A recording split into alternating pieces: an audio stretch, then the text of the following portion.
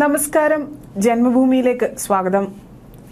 വയനാട്ടിലെ LDF സ്ഥാനാർത്ഥി CPI ദേശീയ നേതാവ് ആനി രാജ ആവർത്തിച്ച് പറയുന്നുണ്ട് താൻ ജയിക്കുമെന്ന്.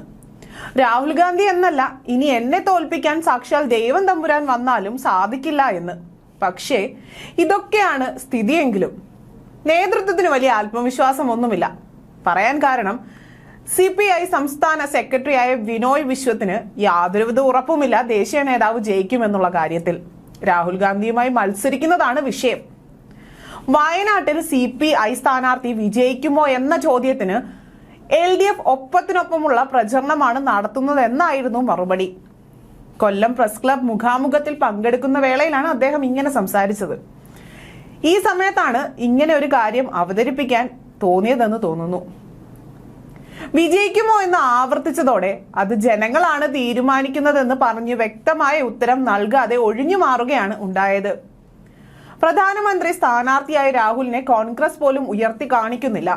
പ്രധാനമന്ത്രി ആരെന്ന് തിരഞ്ഞെടുപ്പ് ഫലത്തിനു ശേഷം തീരുമാനിക്കുമെന്നാണ് കോൺഗ്രസ് പ്രസിഡന്റ് മല്ലികാർജുൻ ഖാർഗെ പോലും പറഞ്ഞത്.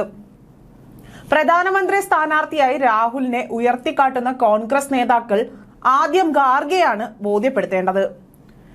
രാഹുലിന് ബുദ്ധിക്കുറവാണെന്നും വിനോയ് വിശ്വം പറഞ്ഞു. ഇന്ത്യ സഖ്യത്തിന്റെ ആശയ അടിത്തറ രാഹുൽ നഷ്ടപ്പെടുത്തിയിരിക്കുന്നു. ഇതിന് കാരണം ബുദ്ധിയില്ലാതെ കേരളത്തിലെ ചില നേതാക്കളാണ്. ഇത് മനസ്സിലാക്കാനുള്ള ബുദ്ധി രാഹുലിനുണ്ടായില്ല. അവസരവാദ രാഷ്ട്രീയമാണ് കോൺഗ്രസിനെന്നും വിനോയ് വിശ്വം പറഞ്ഞു.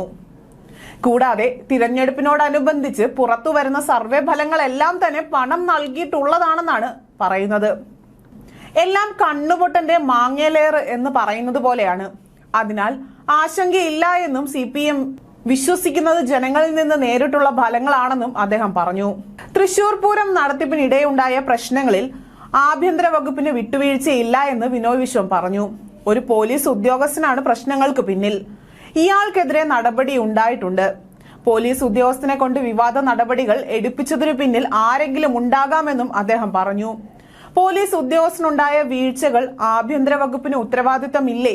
ഉദ്യോഗസ്ഥനു പിന്നിൽ ആരെന്ന് വ്യക്തമാക്കണമെന്നും മാധ്യമപ്രവർത്തകർ ആവശ്യപ്പെട്ടപ്പോൾ തൃശൂർ പൂരത്തെക്കുറിച്ച് കൊല്ലത്ത് ഇത്രയും പറഞ്ഞാൽ മതിയെന്ന് പറഞ്ഞ് ബിനോയ് വിശ്വം വിഷയം അവസാനിപ്പിക്കുകയായിരുന്നു ചെയ്തത്.